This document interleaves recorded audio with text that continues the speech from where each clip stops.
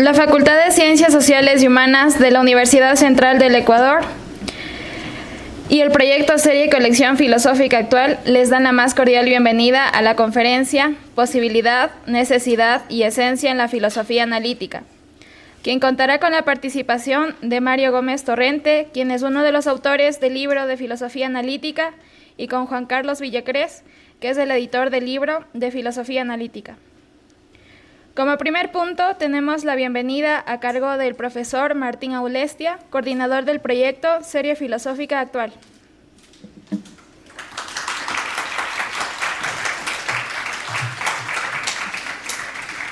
Buenos días con todas y todos. Buenos días a Juan Carlos Villacrés. Buenos días al profesor Mario Gómez Torrente. Buenos días a todos y todas quienes esta mañana se han dado cita a este evento que nos entusiasma y nos honra muchísimo. El profesor Torrente nos visita desde México y es un honor, por tanto, contar con su presencia. Solamente comentarles que este evento, esta conferencia, es parte de las actividades que llevamos a cabo dentro del proyecto de la serie Colección Filosófica Actual, que tiene como línea fundamental el proyecto de la edición, la publicación de libros dedicados a la filosofía en su primera línea. También tenemos una línea de sociología y de estudios políticos.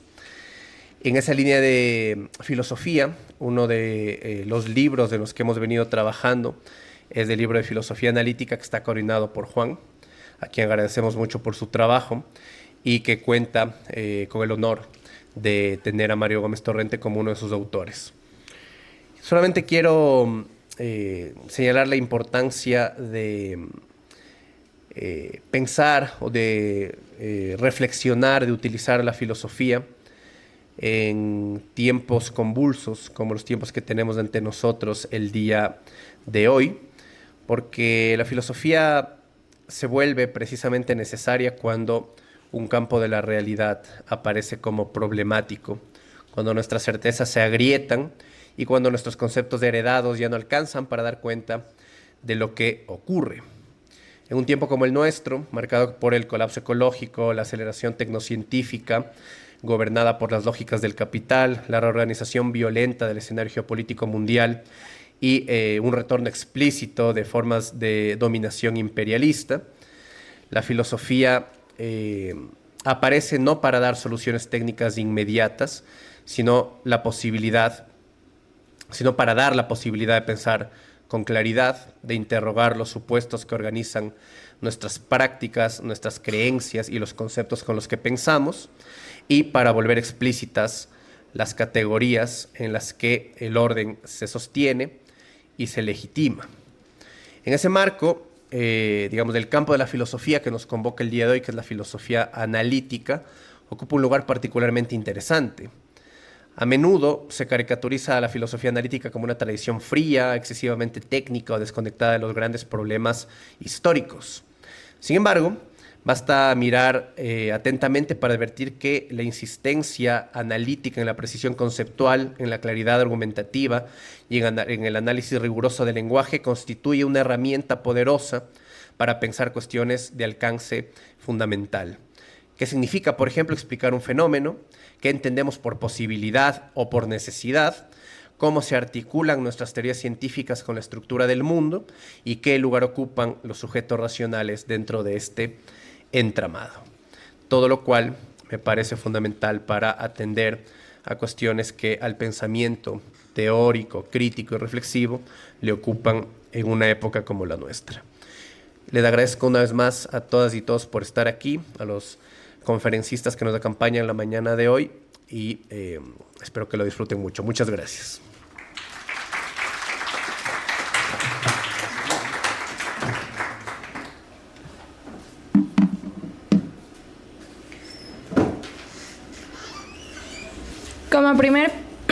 Como segundo punto, tenemos la intervención de Juan Villacrés, que lleva por título Las dos naturalezas de la realidad.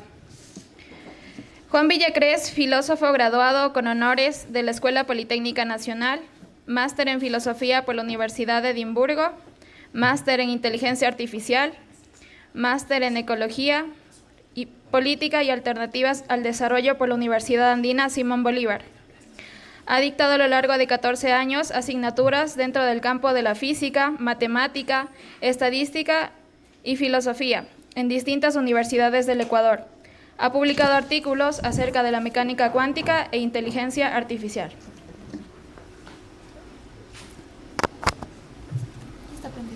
Hola, hola. ¿No? Hola. Ok. Buenos días. Primero que nada quiero agradecerles a ustedes y al profesor Mario. Fue una iniciativa de él, en realidad. Aprovechó su viaje acá al Ecuador a disfrutar de nuestro hermoso país para poder tener esta oportunidad. También me gustaría agradecerle a Estefanía Carrera, que ella también me ha ayudado en la edición del libro de filosofía. De introducción a la filosofía analítica, y pues voy a comenzar para no dilatar más el asunto, concordando con Martín. Considero que, digamos, habitar la existencia de manera no instrumental es muy importante, y ahí es donde, digamos, para mí reside la importancia de la filosofía en todas sus corrientes, ¿no? Pues, pasar por favor, sí. Bueno, en general quisiera empezar con unos conceptos medio introductorios y generales de nuestra corriente con respecto a, digamos, la posibilidad y la necesidad, ¿sí? En principio, digamos, uno piensa en mundos posibles, y cuando dice mundo no se refiere necesariamente al planeta Tierra, sino que como a la totalidad del universo, ¿sí? Pero ¿a qué me refiero con la totalidad del universo? Pues como diría Lewis, si tomamos en cuenta desde este punto espacio-temporal hacia todas las direcciones y nos extendemos, pues ese sería nuestro universo actual. Y nuestro aquí funciona, digamos, desde la perspectiva de Lewis como justo actual, ¿no? Hay varios mundos posibles desde su noción, que son un conjunto de entidades concretas. Y este conjunto de entidades concretas pues corresponderían la nuestra, la que nosotros habitamos, a nuestra, digamos, universo actual, ¿no? Y hay otros que están ahí, digamos, mostrando cómo podría haber sido nuestra realidad, ¿sí? Entonces, digamos, la posibilidad desde el punto de vista, digamos, de la corriente analítica se concibe, digamos, de varias formas, pero una es cómo podría haber sido el caso, ¿sí? No cómo puede ser necesariamente, ¿sí? No es como que, bueno, mañana puede llover, sino que cómo podría haber sido el caso, es decir, cómo, digamos, podría yo haber tenido cola en otra situación, ¿sí? Podrían haber, digamos, ustedes haber sido murciélagos, etcétera, ¿sí?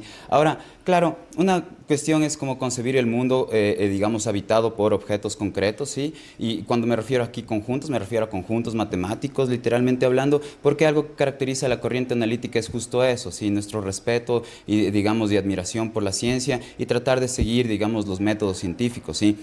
De hecho, es como que la fundamentación en el principio de matemática de las matemáticas modernas, pues la dio Bertrand Russell con su profesor Whitehead, ¿no? Al justo analizar problemas de la filosofía del lenguaje, con lo que avanzó la lógica desde donde la dejó Aristóteles, digamos, con la ayuda de Glotto Frege, digamos, dando pasos importantes, ¿no? Entonces, claro, bueno, si uno considera que, digamos, más que son cosas, objetos concretos, ¿no? Entidades a las que tenemos acceso con nuestros sentidos, ¿sí? Que tienen y existen en el espacio-tiempo, si en vez de que esté el mundo en realidad poblado de eso, la realidad poblada de eso, sino que está poblada de estados de las cosas, de cuestiones que suceden, ¿sí? Situaciones, entonces también podemos concebir, digamos, como que lo posible son historias contrafactuales, ¿sí? Estas historias contrafactuales, o sea, cuestiones que no necesariamente son el caso, pero que podrían ser el caso, estas las albergaríamos en libros a través de, digamos, proposiciones, ¿sí? Ahora, ya, una proposición, bueno, puede ser extensa la conversación, toda la charla se podría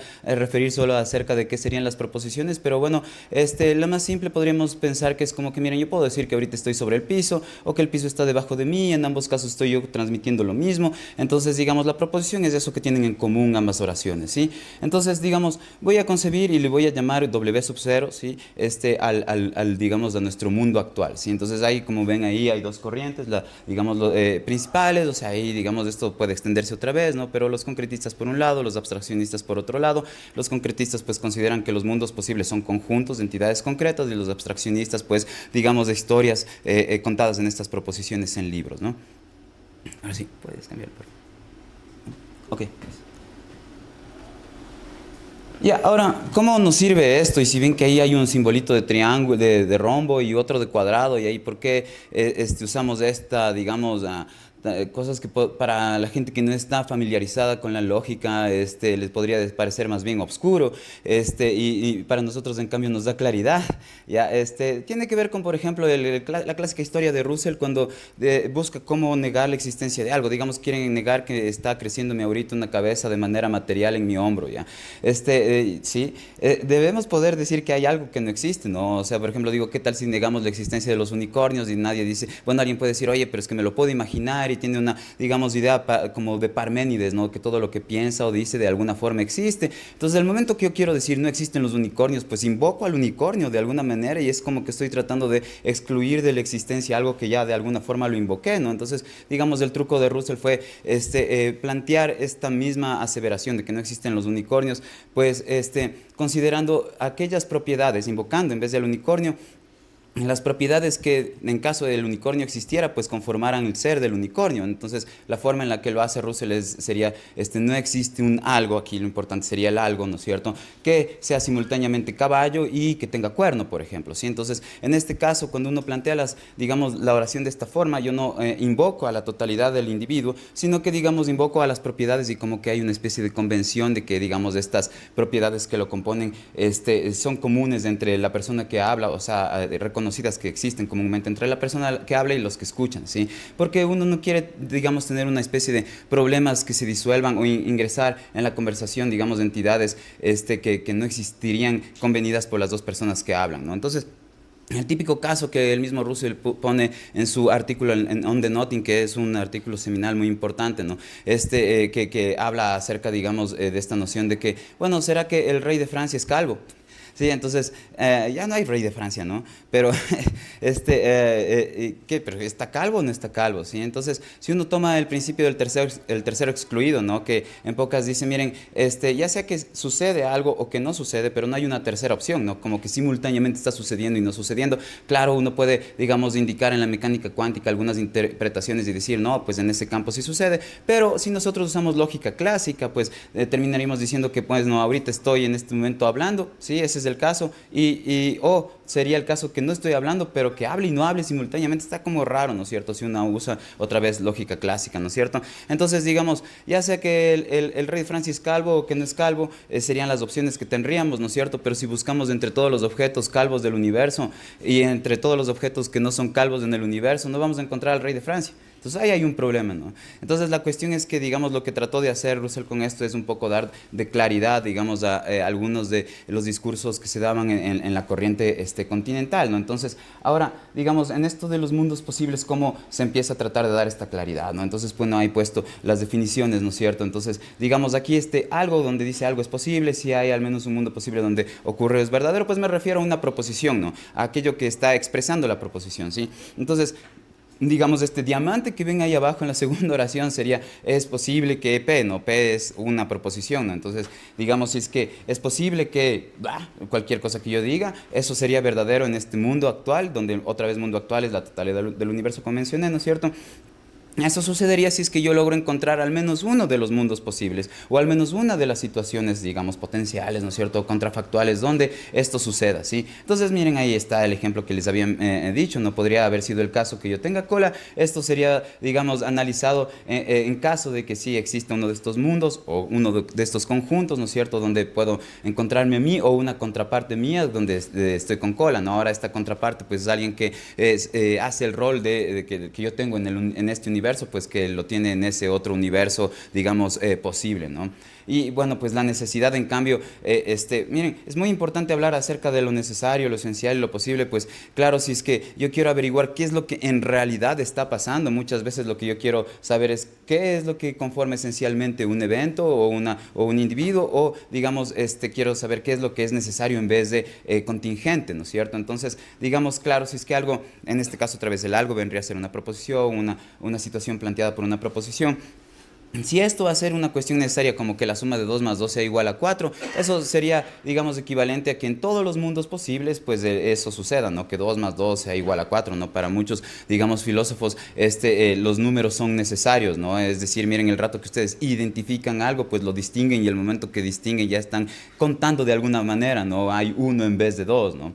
Entonces, digamos, ahora con respecto a lo que es esencial desde este punto de vista, que es el punto de vista modal de el análisis de lo esencial, pues una propiedad sería esencial si la entidad en todos los mundos posibles donde existe, pues la tiene en todos los mundos posibles. Entonces, por ejemplo, mi ADN, ¿sí? Lo tengo aquí y tal vez este mismo ADN lo tengo en otro mundo posible donde yo no sea abogado. ¿Sí? Y tal vez lo tenga en otro mundo posible donde yo sea, digamos, carpintero y así, ¿me entienden? Entonces, como que ¿dónde encuentro las propiedades esenciales? Pues aquello que está en común en todos estos conjuntos, ¿sí? Entonces, si notan, nuestra intención es también usar digamos, background matemático para poder analizar estas situaciones, ¿no? Estos problemas. Muchas gracias.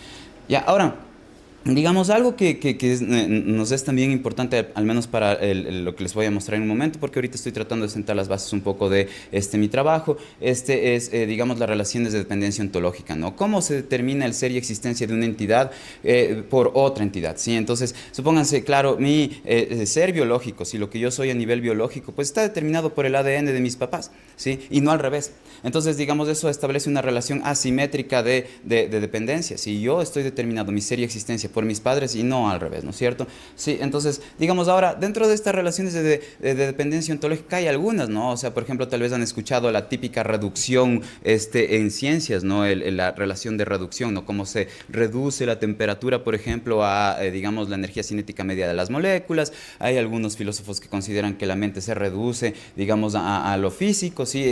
¿Y a qué se refiere esta reducción? Pues justo que, digamos, hay una especie de existencia derivada, ¿no es cierto?, digamos, de esta experiencia cualitativa en un caso de la temperatura con respecto a la energía cinética media de las moléculas, se deriva de ahí esa experiencia cualitativa, por decirlo de alguna forma, y en el caso de la mente, los aspectos mentales se derivarían para aquellos que son principalmente fisicalistas en la corriente, digamos, analítica, ¿no es cierto?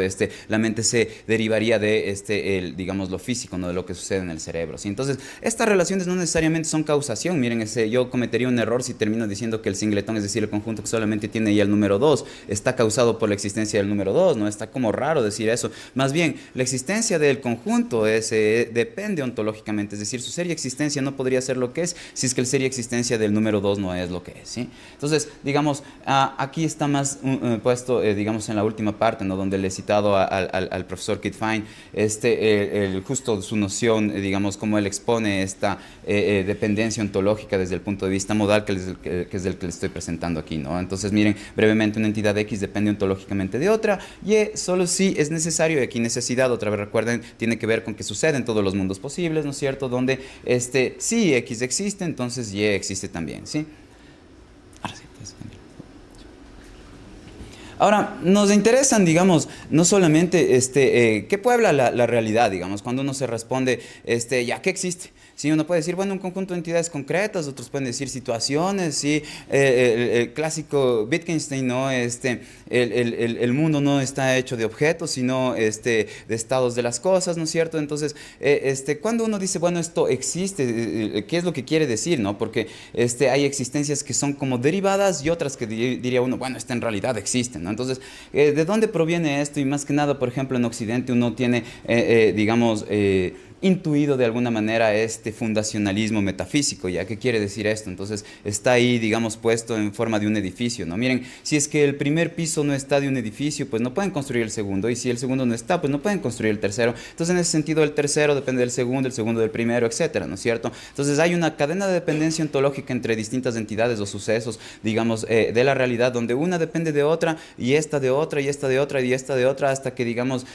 digamos, muchas veces en la metafísica occidental termina en una base, ¿no? Entonces, la base terminan siendo, digamos, los hechos, ¿sí? Y estos hechos suelen ser, digamos, en una de las versiones digamos, de las teorías de la verdad, lo que se llama como los hacedores de verdad de esto, ¿no? O sea, si uno dice, bueno, está lloviendo, eso sería, bueno, ahorita está haciendo sol, eso sería verdadero porque salgo y veo y está haciendo sol, ¿no? O sea, corresponde mi oración con algo que está pasando en la realidad. No todas las teorías de la verdad están relacionadas necesariamente así con aspectos metafísicos, ¿no? Hay otras que están relacionadas más con aspectos epistemológicos, es decir, del conocimiento, por ejemplo, ¿sí? Ya, ahora, digamos, no es la única, digamos, metafísica que puedo plantear aquí, digamos, hay otras dos perspectivas que digamos, son importantes, por ejemplo, el infinitismo, donde esta cadena de dependencias ontológicas, digamos, no termina en ninguna base, ¿sí? O, por ejemplo, el coherentismo, digamos, donde las relaciones de dependencia aquí son simétricas, simétricas, eso es lo importante, ¿sí? En el coherentismo, ¿sí? Digamos, eso no se daría, por ejemplo, entre mis padres y yo, como en el caso que mencioné de que yo heredo el ADN de ellos, sino que, digamos, ahí sería asimétrica la relación de dependencia, ¿no? Pero fíjense que tal vez, o sea, yo cojo esta hoja y le hago una diagonal, ¿sí? Y entonces van a emerger simultáneamente dos triángulos rectángulos, ¿no? Si cojo esta hoja y le pongo una diagonal, entonces, digamos, genera una especie de codependencia de la figura que estoy generando, ¿no? Si es que yo, en vez de hacer una línea aquí diagonal, hago una así medio, no sé, curvadita, no sé qué, las dos partes en las que se parte esta hoja, entonces serían como codependientes, ¿sí? Entonces ahí se tendría una, digamos, relación de determinación simétrica, ¿sí? Ya, entonces ahora sí les puedo hablar un poco de, digamos, las cosas en las que he venido pensando, ¿sí? Entonces yo lo que me pregunto es acerca de la pluralidad de todo lo que es diferente entre sí. Entonces tomo todo par de entidades que son diferentes y les pongo en una bolsa y a eso le llamo diversidad total, a todo lo que sea diferente entre sí. Ya, entonces, digamos, ¿qué incluye eso? Pues, no sé, cosas que me imagino, mi mano, mi pie, todo lo que pueda particionar, cuestiones que están, que son el caso, cuestiones posibles, incluso cuestiones imposibles, pero para, digamos, como por ejemplo, no sé, un círculo cuadrado, ¿me entienden? A ver, cierran los ojos y traten de imaginar un círculo cuadrado, ¿sí? Como que ven que no es posible, entonces, ya, eso también lo podría incluir aquí, pero para no hacer más complicado, digamos, el análisis, considero más bien que todo lo que es distinto, ¿sí? Actualmente, digamos, en nuestra realidad, ¿sí? Se compone de lo posible y lo actual, ¿sí? Entonces, como ven, ahí estoy yo, digamos, estoy yo con cola, están una serie de entidades, animales, etcétera, ¿sí? Y lo que yo me pregunto es si es que eso podría haber sido de otra forma. Si esa pluralidad podría haber sido de otra forma, ¿sí? Esa es mi pregunta, ¿sí? Entonces, quiero explicarles por qué me parece eso importante ya. Porque miren, si yo, digamos, no concibo esta diversidad total, ¿no? Que es todo aquello esta pluralidad de entidades distintas, ¿sí? Que actualmente, digamos, sean el caso, ¿sí? Y concibo otra, y yo encuentro ahí un mismo objeto, ¿sí? Eso quiere decir que ese objeto no se modificó, no se alteró, su identidad se mantuvo independiente, ¿sí? Él es lo que es, esa entidad sería lo que es, independientemente de cuáles son los otros. Entonces lo que me interesa es aquí buscar un criterio de independencia en ese sentido. ¿Será que, digamos, sí, no sé, ustedes creen, son teístas y piensan que lo que fue esta diversidad que escupió Dios, digamos, no podría haber sido de otra forma? Significaría que todos estos objetos están obligados a diferir entre sí. Y ese es un tipo de, digamos, de relación que a mí me interesa, ¿sí? Entonces, ¿puedes pasar por favor? Entonces, como les mencionaba, mi intención es justo preguntarme si es que yo, bajo este criterio de independencia que tengo en mente, ¿no? O sea, digamos, ¿será que hay algún objeto que puede ser lo que es independientemente de los otros? Entonces, ¿cómo hago esto? Entonces, lo que veo es que a este objeto, si puedo ubicarlo con un conjunto, una pluralidad de entidades diferentes, y luego este objeto, si sobrevive en otro conjunto de pluralidades diferentes, y si este objeto sobrevive en otro conjunto de pluralidades diferentes, supónganse que este conjunto de pluralidades diferentes solo seamos nosotros que estamos aquí, ¿sí?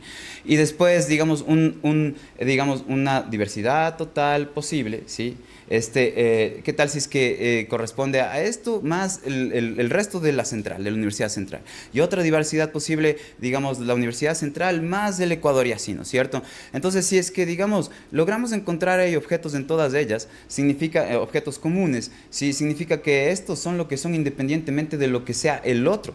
Y eso es, digamos, un tipo de independencia que a mí me interesa, ¿sí? Entonces, después de un breve argumento que voy a mostrar en un momento, bueno, pues concluyo que solo hay una manera en la que podría haber sido construida esta diversidad total, ¿sí? Es decir, no solamente estoy tratando de expresar que es única la diversidad total actual, ¿sí? Es decir, no, miren, ¿qué pasaría si habrían dos diversidades totales? Recuerden, diversidad total, todo lo que es distinto. Si es todo lo que es distinto, ¿cómo pueden haber dos de esas, me entienden? Porque la otra ya estaría contenida en la primera, ¿no? Entonces eso es trivial. Lo que yo estoy tratando de decirles es que me parece que tengo una forma de mostrar que esta diversidad total, es decir, todo lo que es diferente actualmente, no pudo haber sido de otra forma, ¿sí? Entonces mi forma de hacerlo es... ok, gracias. A través de este argumento, ¿no? Entonces, bueno, lo he puesto ahí un poco como semiformalmente, ¿no? Y para no repetir lo que ustedes mismos pueden leer ahí, les voy a decir esto un poco más informalmente, ¿no? Miren, Digamos, hay varias formas en las que uno puede pensar acerca de las relaciones, ¿no? O sea, por ejemplo, digamos, yo enamorado de Jocelyn, ya que es mi mujercita, ¿sí? Entonces ahí yo puedo concebir tres entidades, ¿no? Yo, mi mujer y la relación amor, ¿sí? Entonces esas tres entidades, digamos, en general estarían aquí mostradas como un cuadrado, un triángulo y esta línea que está ahí, ¿no? Donde D, X, Y es la relación de diferencia, la relación de ser diferente entre X y Y, ¿no? Y hay otra forma en la que uno puede concebir esto, ¿no? Como Jocelyn y yo estando enamorados, como si fuese una situación, ¿sí? Como que si fuese un todo, que más bien originalmente es un todo esa situación y después, digamos, para facilitarnos la explicación lo partimos en tres. Sea como sea, digamos, en estas dos formas de ver a las relaciones, yo encuentro que estas tres entidades, ¿sí? El relata, que es decir, aquello que relaciona la relación de ser diferente y la relación en sí misma, pues son distintas entre sí. Y entonces, si son distintas entre sí, forman parte de la diversidad, de la total, digamos, la diversidad total actual, ¿me entienden? Forma parte de esta pluralidad de cosas que son diferentes actualmente, ¿sí? Entonces, eso implica que, digamos, esta relación de ser diferente no pueda vincular, ¿sí?, a una entidad que forme parte de esta diversidad, ¿sí? Acá abajo está, digamos, nuestra diversidad actual, y esto no dice no, lo que quiero decir es que debido a que, digamos, estas tres entidades, siempre que hay algo que es distinto de otra cosa, estas tres entidades, la relación y lo que relaciones son parte de la diversidad total, ¿no es cierto? Entonces, digamos, no puede haber una afuera, ¿sí? Ninguna entidad ahí afuera. ¿Por qué? Porque como estas tres son diferentes entre sí, pues tienen que estar absorbidas dentro de la diversidad total actual. Entonces, digamos, es así de simple, digamos, mi argumento. Lo que estoy tratando de decir con esto es que yo no puedo concebir siquiera una situación en la que yo me trate de imaginar objetos distintos, digamos, como por ejemplo todos nosotros y todo lo que sea distinto ahorita, no sé, menos esto, ¿sí? Como que no me puedo imaginar ese conjunto y terminar diciendo, esto es el conjunto de todas las cosas que son diferentes, no, ¿sí? Entonces, eso es lo que estoy tratando de decir, ¿sí? Ahora, ¿por qué eso es importante? A ver si lo puedes ver.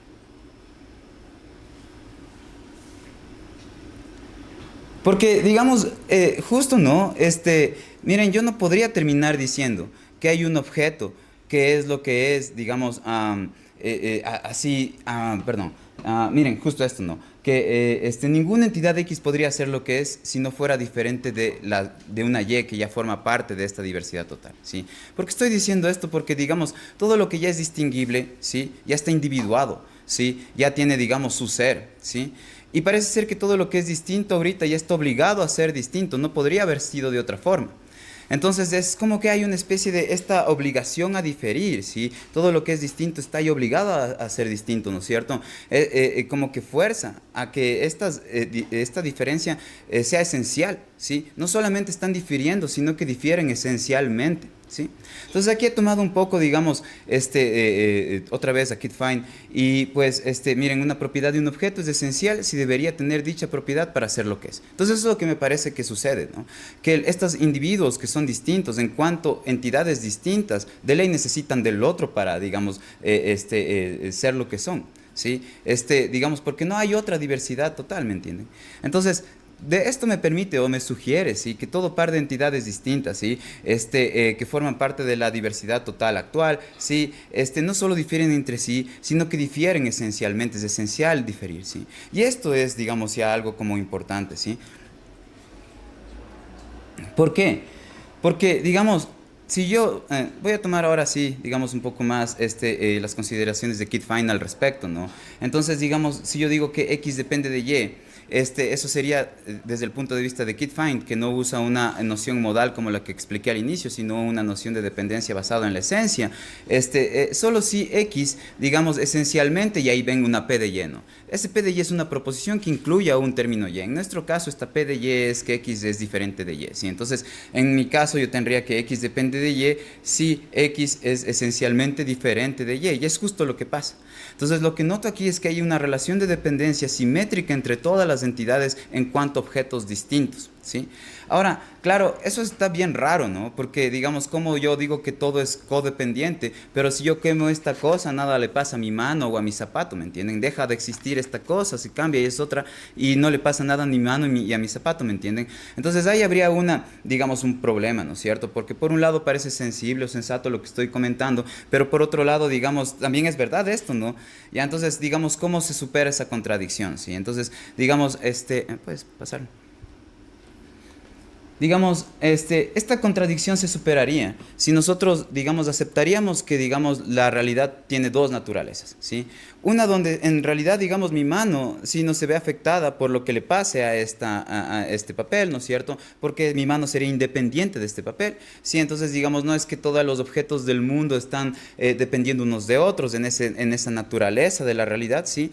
Y otra naturaleza de la realidad donde, digamos, más bien todo está, digamos, conectado entre sí, siendo codependiente, ¿no? Entonces, bueno, yo clásicamente no repito lo que ya escribo, pues pueden ustedes mismos leerlos, pero, digamos, ¿cómo nos podemos hacer una idea de un escenario así? Entonces voy a invocar, digamos, al panexperiencialista Bradley, que fue un inmaterialista británico, uno de los más importantes, que justo está en el borde entre, digamos, el paso del idealismo que se tenía, digamos, en Europa a la corriente, digamos, analítica en el mundo anglófono, ¿no? Las discusiones entre Russell y Bradley fueron, digamos, bastante relevantes en ese sentido, ¿no? Entonces, digamos, ¿qué es la idea de Bradley de qué está constituido el mundo? ¿Ya? El mundo está constituido de experiencia independiente del observador, para Bradley, ¿ya? O sea, ¿a qué me refiero? Que la experiencia no tiene que, digamos, necesitar un recipiente para ser experiencia. Más bien, el sujeto y el objeto parten de la experiencia independiente del observador. Digamos, lo objetivo y lo subjetivo salen de, digamos, la experiencia independiente del observador. ¿Y a qué me refiero con experiencia?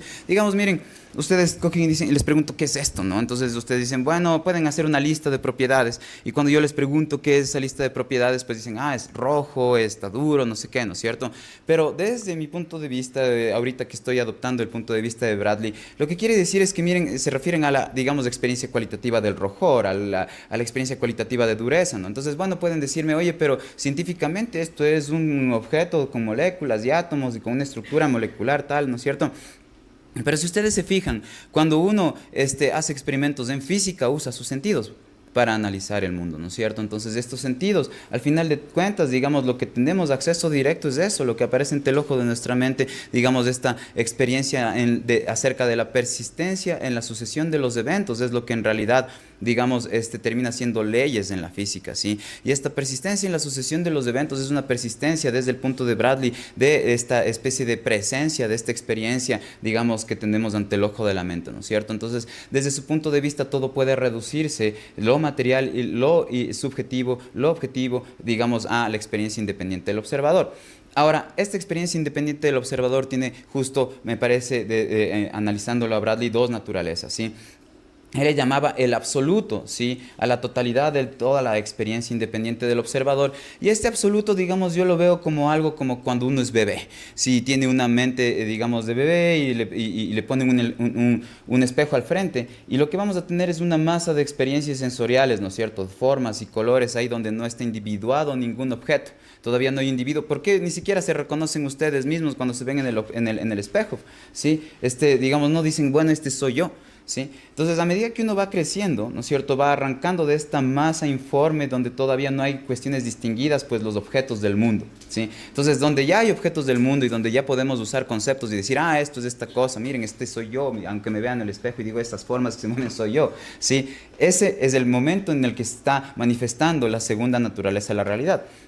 Y la primera naturaleza de la realidad sería donde está esta masa informe, donde ni siquiera habrían conceptos. Digamos, hay distinción, como dice Bradley, pero no hay separación, ¿sí? Están distinguidos de alguna forma las entidades en estas masas cualitativas perceptuales, pero no están separadas para poder usarlas en el lenguaje.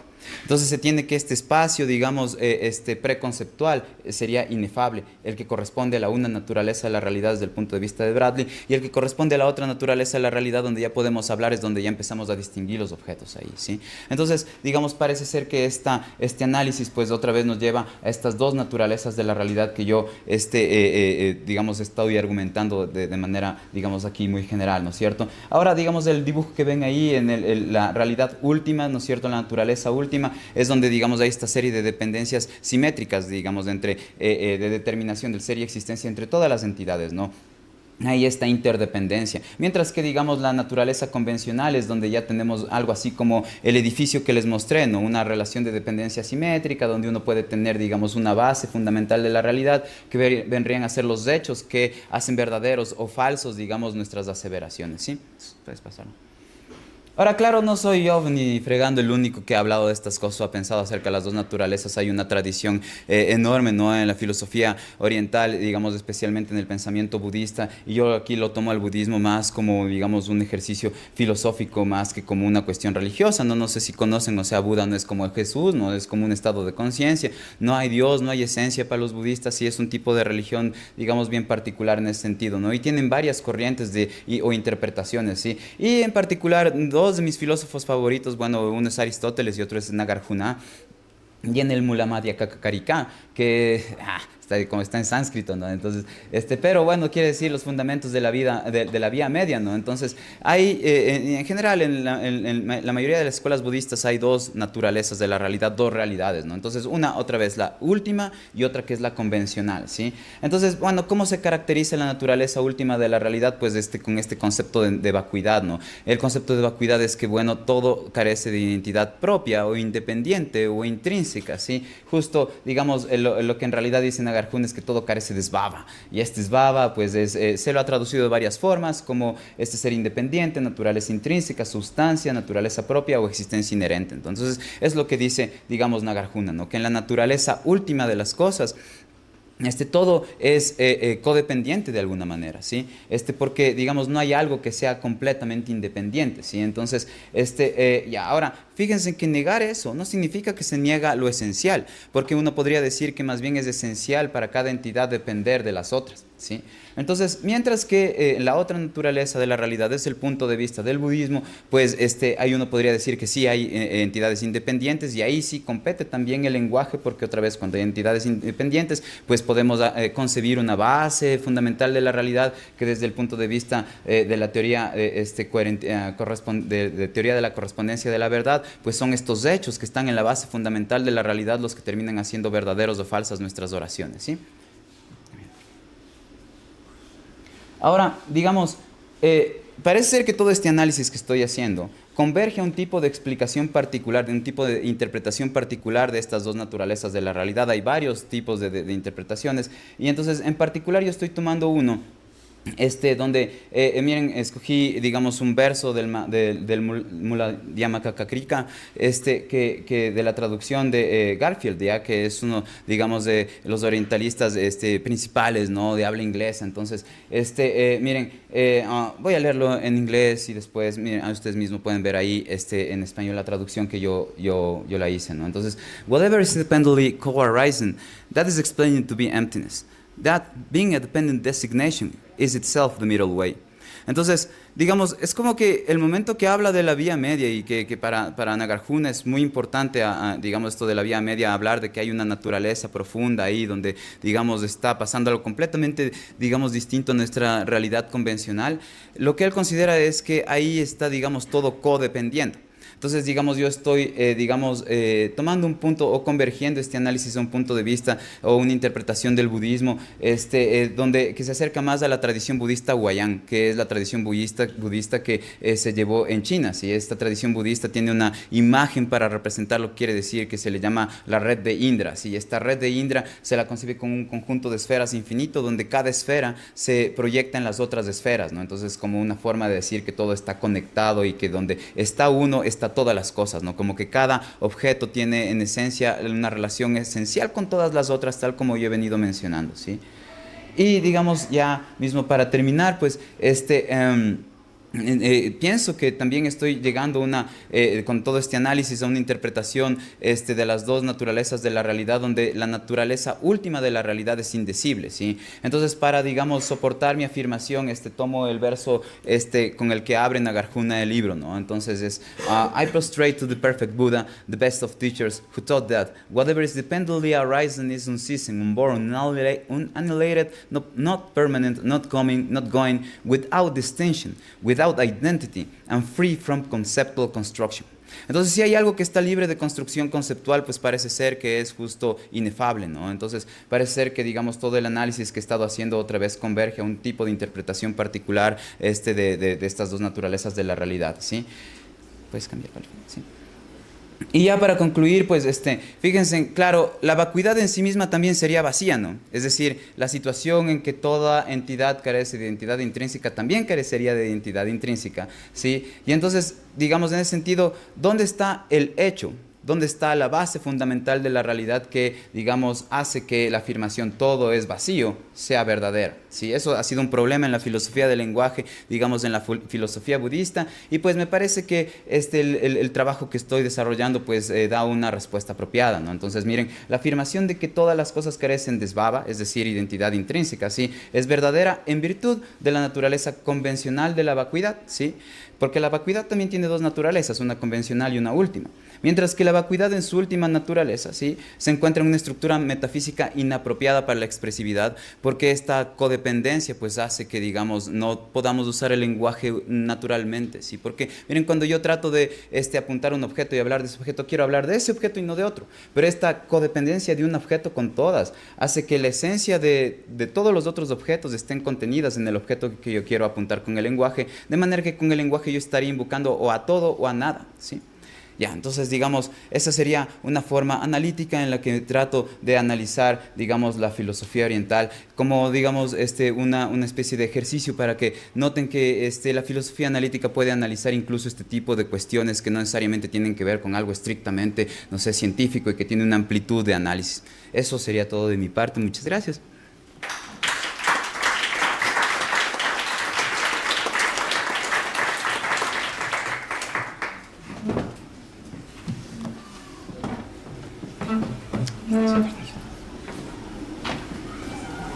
Agradecemos la valiosa intervención de Juan Villacrés.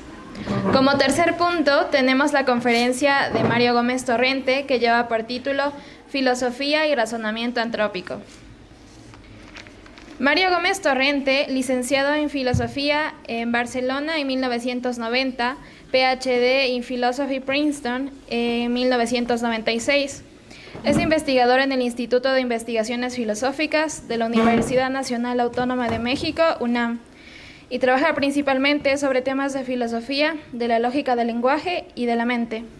Entre sus publicaciones recientes destacan los artículos Perceptual Variation, Color Language and Reference Fixing, An Objectivist Account, Nouns, 2016, Model Reliance and Anthropic Reasoning, Australasian Journal of Philosophy, 2024, Reading and Necessary Application, Nouns, 2025, y el libro Wrath to Reference and Essays on Reference Fixing in Natural Languages, Oxford UP 2019.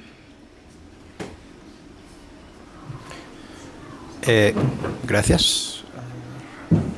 No sé si funciona. ¿Se apagó?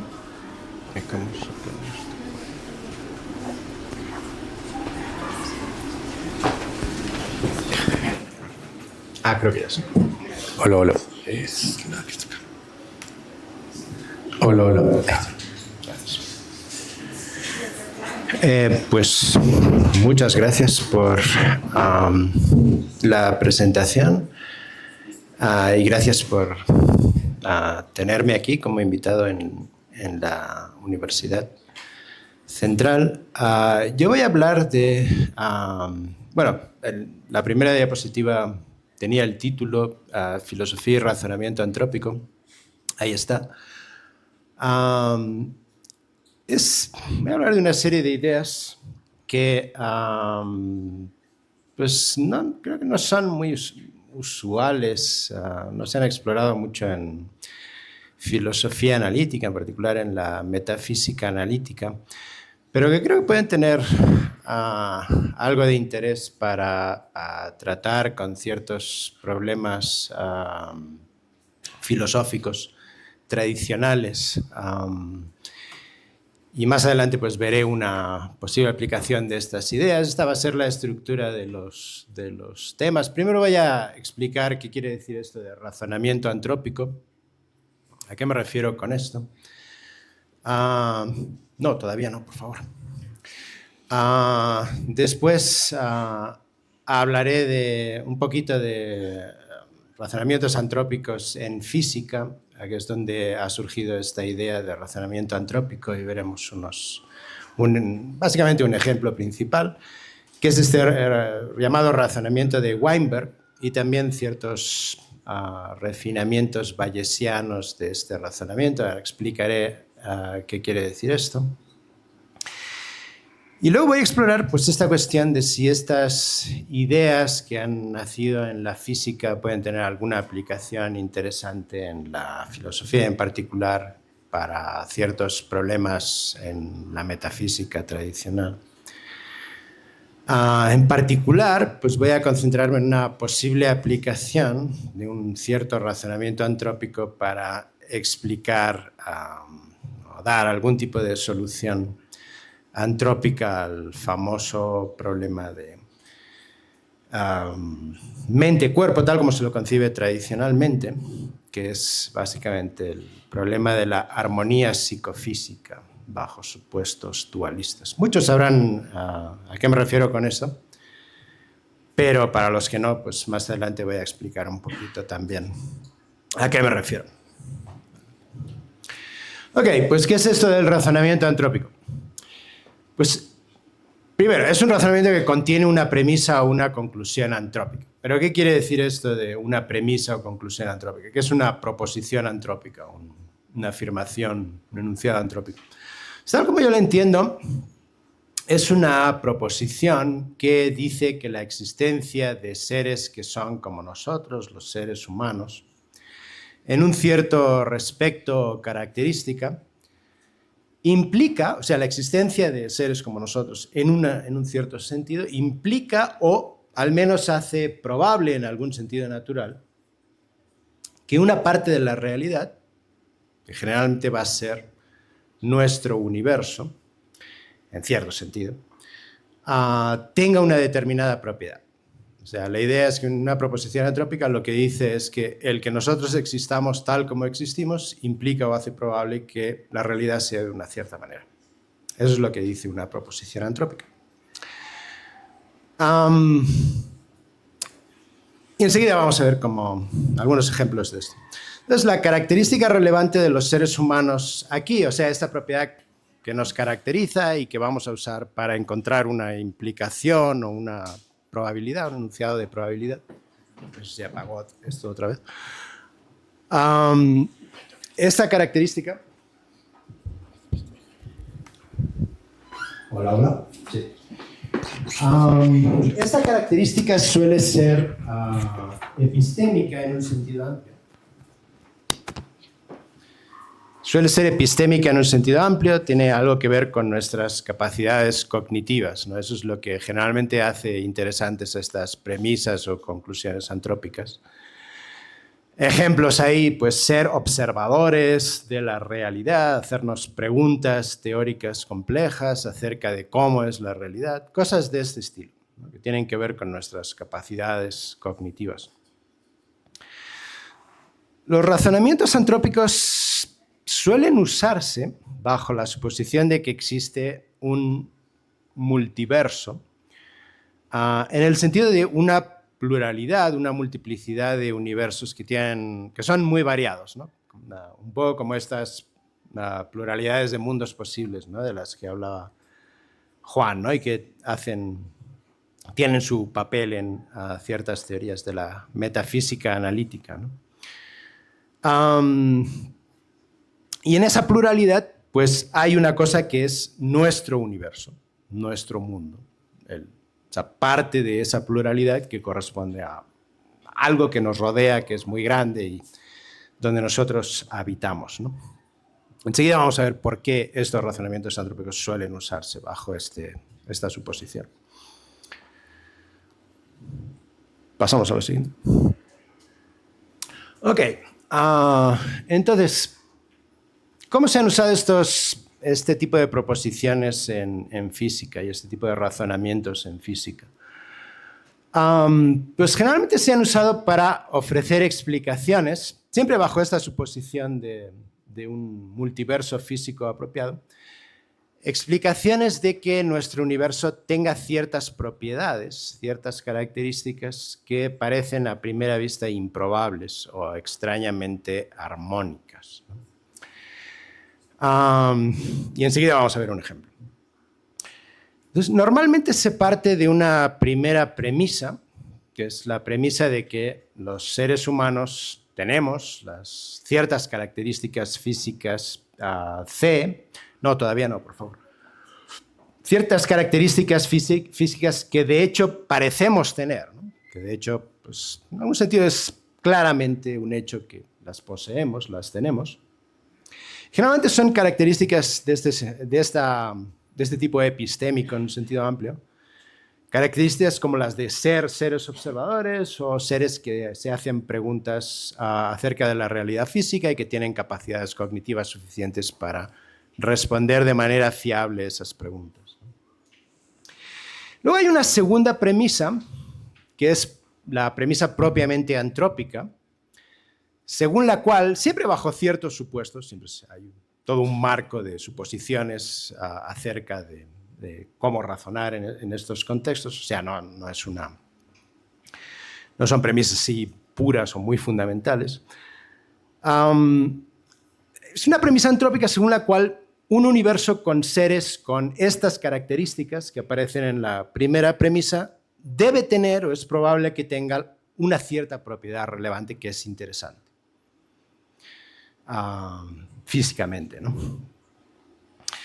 Esta es la forma abstracta, pero enseguida vamos a ver una aplicación concreta, ¿no? Entonces, de estas dos premisas, ¿qué se sigue, no? Pues se sigue que nuestro universo debe tener, o al menos es probable que tenga, la propiedad esta interesante, la propiedad relevante P, ¿no? Y eso, pues, implica que se ha generado un cierto tipo de explicación para el hecho de que nuestro universo, o la realidad, o la parte de la realidad grande que nos rodea, tenga de hecho la propiedad esta P, esta propiedad interesante P, que también, en algún sentido intuitivo, vemos que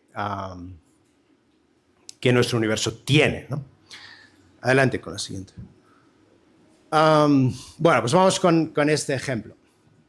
Este famosísimo razonamiento de Weinberg, ¿no?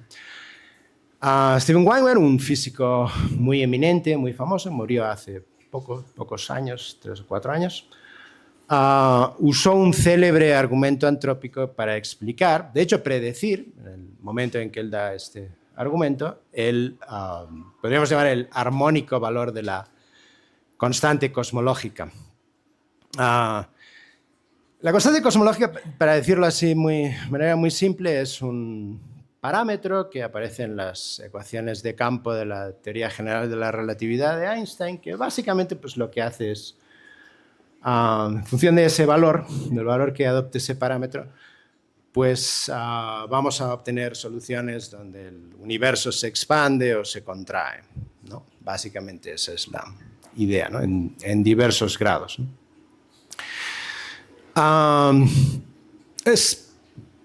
Weinberg hizo una derivación matemática bajo toda una serie de supuestos razonables, supuestos físicos razonables. Hizo una derivación de la premisa antrópica de que si el valor de la constante esta, que tiene que aparecer en estas ecuaciones, estuviera fuera de un cierto rango relativamente estrecho, no existirían seres con nuestras características físicas. ¿Por qué?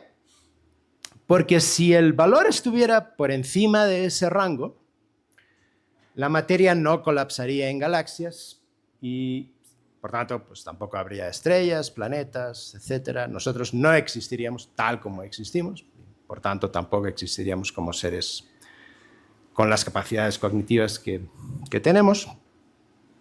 Y si estuviera por debajo de ese rango de valores para ese parámetro, para la constante cosmológica, habría un colapso gravitacional demasiado rápido. En ambos casos, los seres humanos no existirían. En este caso, tampoco existirían, digamos, las configuraciones de materia necesarias para que nosotros pudiéramos existir. Entonces, Weinberg predijo que la constante cosmológica debería estar cerca del máximo valor compatible con la formación de galaxias. Y bueno, posteriormente, unos años después, pues hubo observaciones relativamente poco controvertidas, aunque en los últimos tiempos ha habido algunos cuestionamientos de los métodos con los que se alcanzaron estas medidas, pero hay todavía un amplio consenso en que pues las observaciones y esos métodos pues, dan un valor razonable para la constante cosmológica que estaba dentro de este rango de Weinberg. Ese fue, digamos, un triunfo espectacular del razonamiento antrópico, ¿no? Pasemos a la siguiente. Ok, y este tipo de razonamiento, Weinberg mismo pues, lo consideró como una posible, digamos, aplicación bajo el trasfondo de varias posibilidades de multiversos físicos, ¿no? Pero hay uno que es paradigmático, que quizá es el más importante, el más estándar, que es los multiversos de algunos modelos, al menos de la llamada inflación eterna, que seguro que les suena a muchos también. La idea básica es que en estos modelos se postula una expansión perpetua del espacio-tiempo generando infinitos universos burbuja, así los llaman, con diferentes combinaciones de parámetros y de otras características físicas, incluida la constante cosmológica, ¿no? Entonces hay una base física motivada de una manera independiente para pensar que pueden existir, digamos, que el espacio-tiempo puede ser una cosa extremadamente grande dentro de la cual existen cosas relativamente pequeñas, aunque aún así extremadamente grandes también, como estos universos burbuja donde se dan, de hecho, diferentes combinaciones de parámetros como la constante cosmológica y otros parámetros físicos. Y en esos modelos generalmente hay un número infinito de universos y de tipos de universos, aunque para hacer cálculos de probabilidad de qué es probable en esos universos, o qué es frecuente o qué no, pues se postulan medidas, ¿no? O conjuntos finitos representativos para darle sentido a la cuestión de qué proporción de universos puede tener una cierta característica. Muy bien, pasemos a la siguiente. Luego también hay, podríamos llamar refinamientos bayesianos del razonamiento de Weinberg, donde lo que se hace es comparar la probabilidad de distintos rangos muy estrechos para la constante cosmológica dentro del rango estrecho, pero digamos quizá contextualmente relativamente amplio de Weinberg, ¿no? De este rango estrecho de Weinberg, ¿no? Entonces la idea muy simplificada es que si un rango para la constante cosmológica, un rango R1 compatible con la existencia de observadoras, hace más probable su existencia, la existencia de seres como nosotras, ¿no? Que otro rango alternativo, bueno, con tal que sea equiprobable. Aquí estoy simplificando mucho, pero quiero transmitir la idea básica. Otro rango R2. Entonces, la observación de un valor en el primer rango se vuelve más esperable por parte de seres que son observadoras, como nosotras, ¿no? O sea, va a ser natural pensar que nos encontremos en una parte de la realidad, una parte de este multiverso, donde lo que vamos a observar es un rango donde es más probable que existan seres como nosotras, ¿no? Eso es una cosa bastante razonable. Y lo de abajo es una simbolización así en términos de los símbolos de la teoría de la probabilidad usual de este razonamiento, ¿no? Si la probabilidad condicionada de la existencia de observadoras en el rango R1 es mayor que la probabilidad condicionada de su existencia en el rango R2, y son rangos aproximadamente equiprobables, pues entonces es más probable que unos observadores observen un valor de la constante cosmológica en el rango R1 que observen un valor en el rango R2, ¿no? Entonces, esto es una proposición antrópica que puede decirse que explica nuestra observación de un valor en este rango R1, ¿no? En el sentido de que, bueno, pues es una derivación que implica que es más probable que seres con nuestras capacidades cognitivas pues, observen un valor para la constante en el rango R1. Entonces, una pregunta que a mí me parece interesante es, dadas estas, digamos, estos precedentes o este tipo de razonamientos antrópicos en física, ¿puede haber algo parecido en filosofía? ¿Puede haber cosas comparables, aplicaciones comparables de este tipo de razonamiento en filosofía y en particular en la metafísica? Que funcionen bajo el trasfondo, con el trasfondo de un multiverso metafísico. Entonces vamos a considerar esa cuestión aquí, ¿no? En general las aplicaciones pues, deberían ser para dar cuenta de hechos metafísicos que a primera vista pues, son armónicos en algún sentido, explicándolos, argumentando que son necesarios o probables en algún sentido natural, dada la existencia de seres que son como nosotros, ¿no? Seres con algún tipo de característica epistémica en sentido amplio, como las que nosotros tenemos, ¿no? Pues aquí hay unos posibles ejemplos, ¿no? De cosas que han parecido históricamente extrañamente armónicas o misteriosamente armónicas en filosofía, ¿no? Y que podrían ser susceptibles, de hecho yo creo que son susceptibles, al menos en principio, de explicaciones en términos antrópicos. Un ejemplo sería la generalmente considerada como extraña comprensibilidad del mundo, ¿no? O en particular de la escala microscópica, ¿no? Vivimos en un mundo que es comprensible, ¿no? Estamos en una parte de la realidad que nosotros con nuestras capacidades pues es bastante de un escepticismo radical pues pensar que no comprendemos de una manera sorprendente, ¿no? O sea, parte de la realidad que habitamos es extrañamente comprensible. Muchos filósofos han dicho cosas de este tipo, ¿no? Desde Platón a Einstein, ¿no? Otro ejemplo, del que de hecho me voy a ocupar un poquito más después, ¿no? El fenómeno ese de la llamada armonía psicofísica, ¿no? Enseguida voy a explicar qué es eso, aunque muchos pues, ya saben qué es. Eso sería sorprendente, al menos desde una perspectiva dualista, ¿no? Donde pues, hay dos partes de la realidad, una que es la física y otra que es la parte consciente o mental.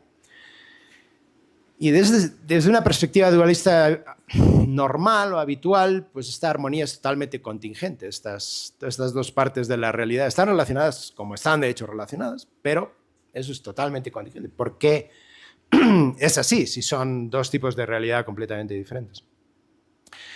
Otro fenómeno así de extraña armonía, pues la existencia de seres con un dominio de la lógica y las matemáticas muy amplio, ¿no? O sea, bueno, al menos los mejores matemáticos, las mejores matemáticas de entre nosotras, pues saben muchas matemáticas, ¿no?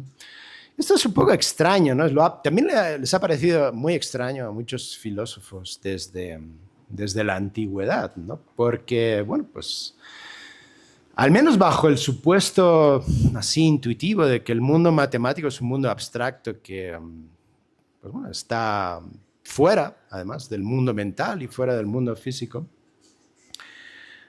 Es sorprendente, ¿no? Que estas correlaciones tan amplias y tan fiables entre el mundo mental y ese mundo abstracto de la lógica y las matemáticas, ¿no? Bueno, una serie de posibles misterios posiblemente susceptibles de recibir algún tipo de explicación, al menos tentativa, posible, teórica, desde un punto de vista antrópico, ¿no? Bueno, pues de hecho voy a considerar una posible explicación antrópica de este fenómeno del medio, ¿no? De la armonía psicofísica bajo supuestos dualistas. Y aquí en esta diapositiva menciono que una posible característica epistémica de partida pues podría ser, para esos razonamientos antrópicos, podría ser pues, la de que somos seres que observan de una manera rica y confiable y razonan de maneras ricas y confiables. A partir de esas observaciones, eso no se ve ahí en la proyección, pero la idea es básicamente pues, la idea kantiana, la idea de Kant, de que pues, lo que somos fundamentalmente pues, somos seres, o sea, somos muchas otras cosas naturalmente, pero desde un punto de vista epistémico pues, somos básicamente seres que observan el mundo, reciben una serie de informaciones empíricas del mundo y las transformamos de alguna manera. Aquí insisto en que las transformamos a través de nuestros razonamientos. Pasemos a la siguiente. Ok, entonces para este tipo de razonamientos vamos a necesitar un multiverso metafísico. Un multiverso metafísico debería ser una pluralidad de mundos mucho más grande y metafísicamente más variada que un multiverso físico como estos multiversos de los modelos de la inflación eterna. En un multiverso metafísico debería haber mundos donde no valen las leyes de la física, por ejemplo, de nuestro mundo o de los mundos de la inflación eterna, o mundos donde hay propiedades mentales y de conciencia fundamentales, que estos no aparecen en los multiversos físicos típicos, porque los físicos generalmente pues, son gente que solo cree en las propiedades físicas del universo, no creen en propiedades mentales, fundamentales y diferentes. Y bueno, donde haya, digamos, evoluciones muy diferentes de la parte física y la parte mental del mundo, ¿no? Diferentes de la evolución que hay en este mundo, ¿no? En el que habitamos nosotros, o mundos donde ocurren cosas que son muy improbables dadas las leyes que creemos que existen en nuestro mundo, o mundos donde hay seres, digamos, que tienen,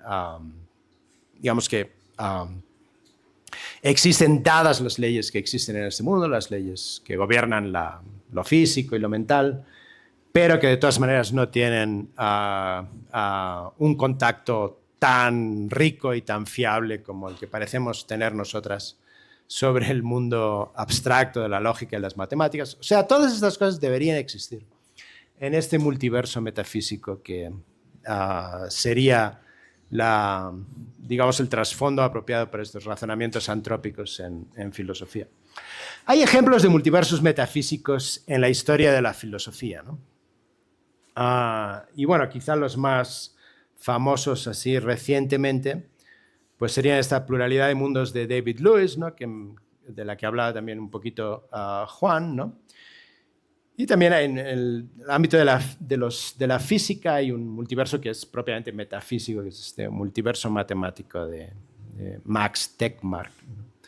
Bueno, hay ejemplos de este tipo de cosas en filosofía. A mí, digamos, mi intuición es que debería haber una cosa un poco diferente de todas las que se han postulado hasta ahora, pero no voy a entrar en cuál sería la cosa que a mí me parecería más razonable. Simplemente vamos a suponer que existe una cosa de este tipo, ¿no? Un multiverso metafísico muy rico con mundos de muchas clases diferentes, muy diferentes metafísicamente entre sí, ¿no? Adelante con la siguiente, por favor. Ok, entonces vamos a ver qué es esto de la armonía psicofísica, que pues sí, a muchos les sonará, pero voy a recordar qué es esto, ¿no? Entonces vamos a definir un conjunto de regularidades psicofísicas, RPs, acerca de ciertos seres como armoniosas en un mundo cuando, ¿qué ocurre? Dos partes, tiene que pasar dos cosas para que haya armonía psicofísica. En primer lugar, pues tiene que pasar que, digamos, hay una influencia del mundo físico sobre nuestra cognición que hace que nuestra vida consciente esté representando de una manera fiable el mundo empírico, al menos el mundo empírico que nos rodea, el mundo empírico más inmediato, ¿no? Eso lo resumo así, ¿no? Eventos físicos apropiados en este mundo llevan fiablemente a través de estas regularidades psicofísicas a experiencias y creencias conscientes que representan esos eventos en esos seres, ¿no? O sea, esta definición se supone que se tiene que aplicar a muchos posibles seres, no solo a nosotros, ¿no? O sea, nosotros somos seres de los que vamos a suponer que esto es verdad, pero en este multiverso metafísico pues, puede haber muchos seres con estas características también, ¿no? Entonces hay una segunda parte que tiene que ver con la influencia del mundo mental sobre el mundo físico. Y la parte que, al menos tradicionalmente, pareció más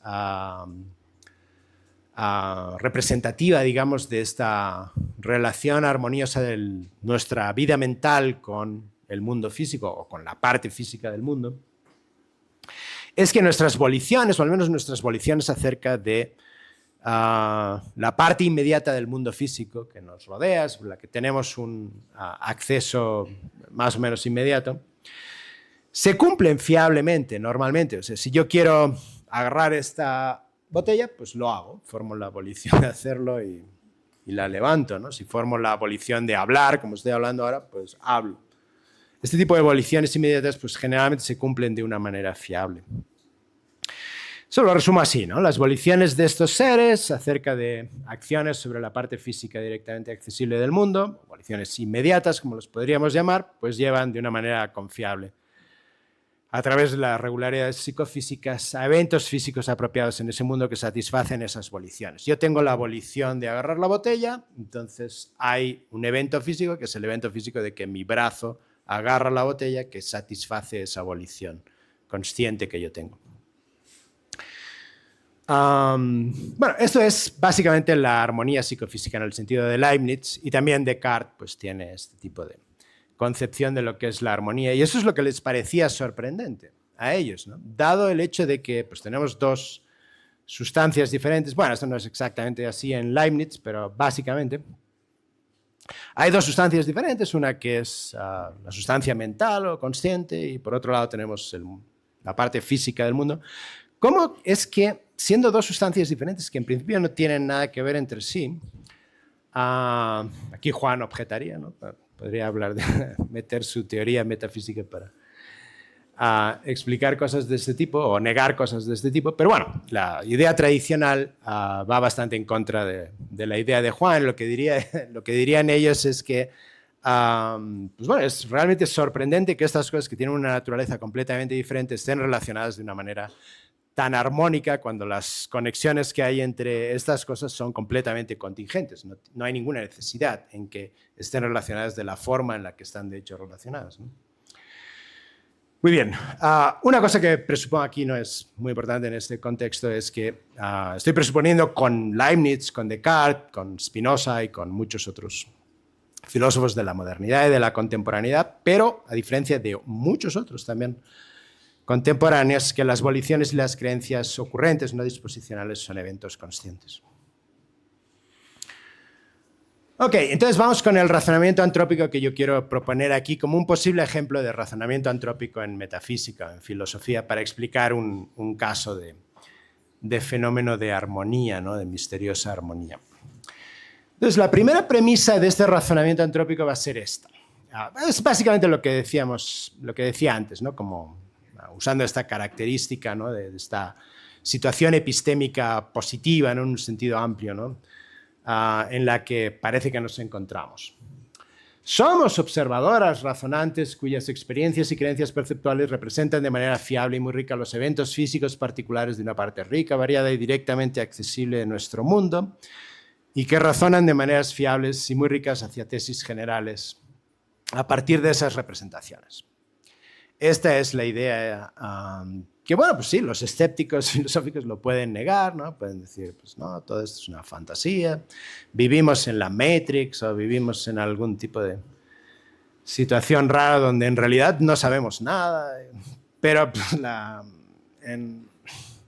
la concepción intuitiva y más natural es que no. O sea, la concepción intuitiva natural es que no, que pues, yo estoy aquí viendo lo que está pasando en torno mío y puedo razonar de maneras fiables y razonables acerca de qué conclusiones sacar acerca de estas percepciones que tengo ahora, ¿no? Muy bien, pues vamos a adoptar esto, ¿no? Vamos a adoptar esta premisa que parecería tan obvia, ¿no? Si no estuviéramos en un contexto filosófico donde cosas como el escepticismo epistémico pues son tan importantes, ¿no? Ok, esta premisa, digo aquí, pues describe nuestra posición epistémica sobre lo empírico, es intuitivamente verdadera, aunque naturalmente se podría negar filosóficamente. Además, si fuera falsa, pues nuestra vida mental sería epistémicamente muy deficiente, ¿no? Viviríamos pues, en esa Matrix o en esa cosa extraña o lo que fuera. Estaríamos engañados por el genio maligno cartesiano o lo que fuera, ¿no? Que fuera nuestra situación real, ¿no? Además, pues bueno, de alguna manera, pues eso es el pensar, al menos implícitamente, que estamos en esta situación es lo que nos motiva para seguir hablando, ¿no? Si yo ahora tuviera una certeza razonable de que me está engañando el genio maligno cartesiano, pues la verdad es que todo dejaría de importarme bastante, ¿no? O sea, todo lo que hago así epistémicamente, ¿no? Naturalmente intentaría seguir, pues más o menos, teniendo experiencias relativamente agradables y pocas experiencias dolorosas y cosas así, ¿no? Pero epistémicamente, pues no sé, ya estaría muerto, digamos. Además, pues se puede decir esto también, ¿no? Que la premisa es no sorprendente, ¿no? Dado que nos encontramos inmersas en estas actividades epistémicas, ¿no? Estamos intentando razonar, entender la realidad en eventos como este, ¿no? Bueno, pues el que esto sea verdad es lo que hace posible justamente lo que estamos haciendo ahora, el mismo tipo de actividad que estamos realizando en ese momento.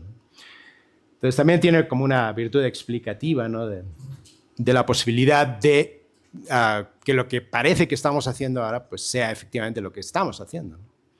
Entonces hay una serie de cosas que nos hacen pensar que esta premisa está bien. O sea, es una cosa que no solo es intuitivamente verdadera, sino que además pues, está un poco en el fundamento de lo que hacemos, ¿no? Fundamento práctico, digamos, de lo que hacemos. Ok, entonces teníamos esta primera premisa acerca de nuestra posición epistémica positiva, por así decir, ¿no? Estamos en una posición positiva, no escéptica, digamos, en cuanto a nuestras capacidades cognitivas.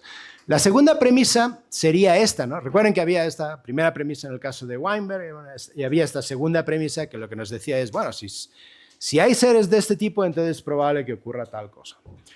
Muy bien, pues la premisa aquí va a ser esta. Si unos seres en un mundo dado están en la posición epistémica sobre lo empírico descrita en la primera premisa, esta posición positiva, digamos, entonces es esperable, es probable en algún sentido, que esos seres exhiban regularidades psicofísicas armoniosas en ese mundo en el que están. O sea, es una premisa completamente general que busca pues, hacer una afirmación acerca de todos los mundos posibles, o todos los mundos posibles de un cierto tipo. No voy a entrar mucho en restricciones que serían necesarias aquí. Y pues la conclusión de esta premisa, o el consecuente de esta premisa, es que va a ser probable que seres así pues, se encuentren en un mundo con armonía psicofísica. No es una tesis obvia, en particular porque parece conectar características puramente epistémicas que en algún sentido son no sorprendentes, ¿no? Como el que estemos en esta posición epistémica positiva, o incluso necesarias para una cierta vida intelectual, como decía ahora, ¿no? Porque si no estamos en esa posición, pues lo que estamos haciendo no tiene ningún valor epistémico, ¿no? Conecta estas características epistémicas con características relativas a la satisfacción de nuestras voliciones, en particular, ¿no? Parecería que, al menos en principio, no es obvio que tengan una conexión. Pero vamos a ver que, según creo, pues sí la tienen. Adelante con la siguiente. Ok, entonces habría un argumento para la segunda premisa. ¿Cuál sería el argumento? Bueno, lo veremos de inmediato, pero primero esto sería como la estructura, ¿no? Del argumento. Supongamos que unos seres de un mundo dado tienen experiencias y creencias perceptuales que representan de manera fiable y rica los eventos físicos apropiados. O sea que ahí está, en la dirección del mundo físico al mental hay esta armonía, ¿no? Y además, pues que razonan de manera ricas y confiables a partir de esas experiencias y creencias. Vamos a llamar a esto la proposición RRC, ¿no? Razonar rico, de manera rica y confiable, ¿no? RRC. Entonces, va a decir la premisa, es más esperable que su mundo sea uno donde se dé esta proposición, que llamo VSC, ¿no? Por voliciones satisfechas de manera confiable, ¿no? Sus voliciones inmediatas son satisfechas de manera fiable. Entonces, esto es más esperable que, o sea, es más esperable que su mundo sea uno donde se satisfaga esa proposición que sea un mundo donde esto no ocurre, ¿no? Al menos si estamos hablando de mundos equiprobables. Aquí simplifico mucho. El argumento real sería una cosa bastante más complicada, digamos, probabilísticamente, pero la esencia es esta. O sea, lo que quiero argumentar es que si se satisfacen las voliciones de estos seres, es más probable que razonen de maneras ricas y confiables que si no se satisfacen de manera confiable sus voliciones inmediatas. La idea va a ser que en un mundo donde primero se cumpla esta armonía de lo físico hacia lo mental, las experiencias y creencias perceptuales representan de manera fiable y rica los eventos físicos apropiados. Las voliciones inmediatas, en un mundo donde esto ocurra, pero las voliciones inmediatas no son satisfechas de manera fiable, pues va a ser menos esperable que los seres estos razonen de maneras satisfactorias. Esta va a ser la idea, ¿no? Pero no digo por qué, pero enseguida lo vamos a ver en la siguiente diapositiva. Entonces, si consigo, digamos, argumentar esto, si yo o quien sea, pues consigue argumentar esto de una manera razonable, entonces podremos concluir que va a ser esperable que el mundo de estos seres sea un mundo donde sea más probable que haya regularidades psicofísicas armoniosas, ¿no? Ok, entonces, ¿cuáles son las razones así más de sustancia para esta segunda premisa, ¿no? Pues son estas, ¿no? Razonar satisfactoriamente involucra de manera crucial la satisfacción de voliciones, a menudo de cadenas muy largas de voliciones. Al menos en mundos no muy diferentes al nuestro, ¿no? O sea, sí podría haber mundos que fueran muy diferentes en muchos sentidos del nuestro y donde las cosas fueran un poco diferentes. Pero aquí es donde tendríamos que hacer uso de una serie de supuestos, como hacen los físicos, para encontrar razonar acerca de mundos que son, donde valen ceteris paribus una serie de cosas, ¿no? Pero bueno, concentrémonos en esos mundos que son suficientemente similares al nuestro. ¿Por qué digo esto, no? ¿Por qué digo que razonar satisfactoriamente involucra de manera crucial la satisfacción de voliciones, de manera fiable? Porque, bueno, primero en el caso de un razonamiento lógico a priori en general, pues va a ser muy importante que la mente vea satisfechas sus decisiones de formar representaciones mentales apropiadas en cada paso de un razonamiento, ¿no? Cuando uno está razonando, pues lo que quieres, por ejemplo, pues va a ser escribir ciertas cosas que te orienten en tu razonamiento y que representen los pasos del razonamiento en los que estás en ese momento, ¿no? Y para eso necesitas que tus voliciones se cumplan, ¿no? Si tú estás razonando matemáticamente y quieres escribir una serie de signos para ayudarte en ese razonamiento, pero tu volición de escribir esos signos no se cumple o no se cumple de manera fiable, pues no vas a poder razonar de la misma manera eficiente en que razonarías si tus voliciones inmediatas se cumplen de manera fiable, ¿no? Pero no solo en el caso esto es una cosa bastante obvia y bastante simple, pero también el razonamiento sobre lo físico exhibiría fenómenos parecidos, ¿no? Por ejemplo, para comprobar una hipótesis empírica algo compleja que requiere manipular el mundo físico de maneras complicadas, pues es necesario que se satisfagan en secuencia una multitud de voliciones inmediatas, ¿no?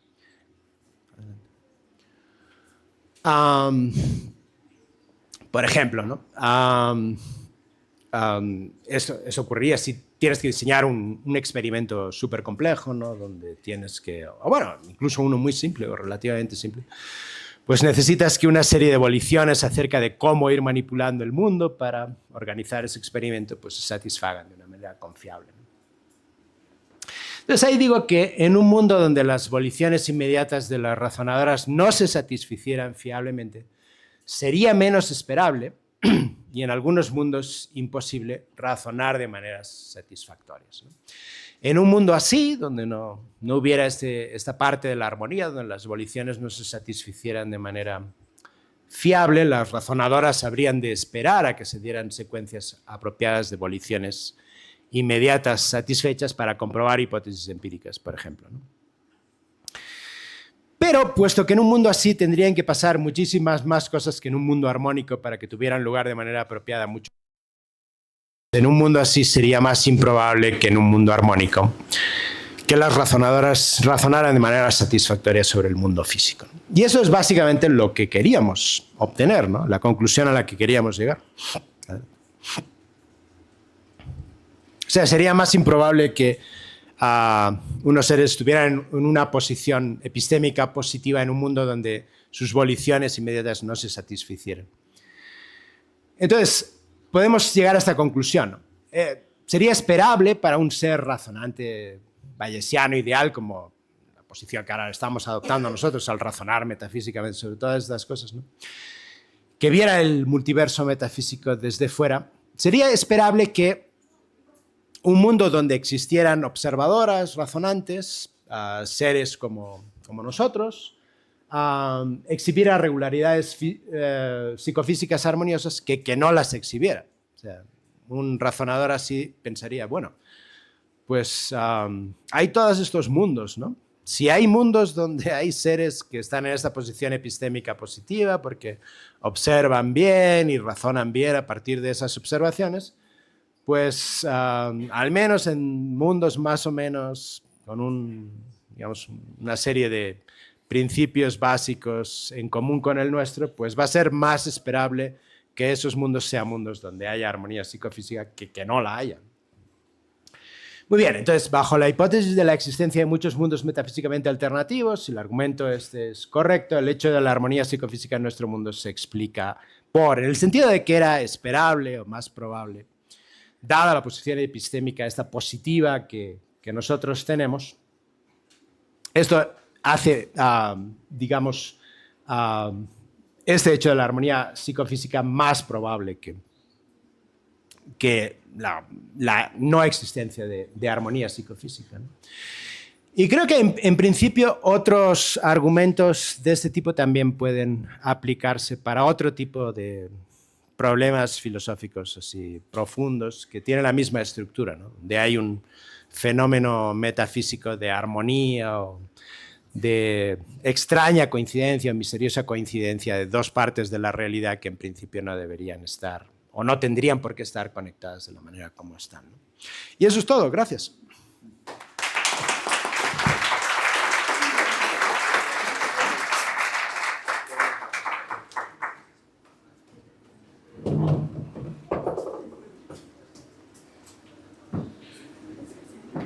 Agradecemos al profesor Mario Gómez Torrente por su gran intervención y damos paso al público a las dudas o inquietudes que tengan.